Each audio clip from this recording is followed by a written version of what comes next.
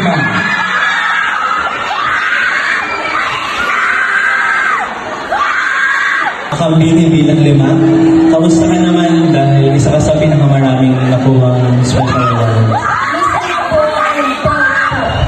Ang katanungan ko para sa iyo, bilang isang membro ng isang organisasyon na nagtatrabaho sa pagpreserba ng lokal na sining at kultura, paano mo gagamitin ang wikang Filipino upang maipakalat ang kahalagahan ng mga tradisyon at nakuha ang suporta ng nakararami? Maraming salamat sa aming mga punong hurado sa isang napakagandang katanungan.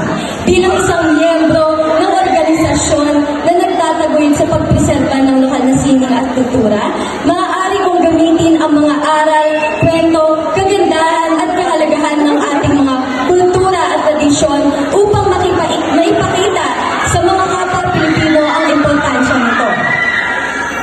Maaari ko ring makuha ang suporta ng nakararami sa pamamagitan ng paglikayat sa kanilang tangkilikin at bigyang halaga ang sariling atin. Sa ganitong paraan, mas mapapalakas natin ang pagpapahalaga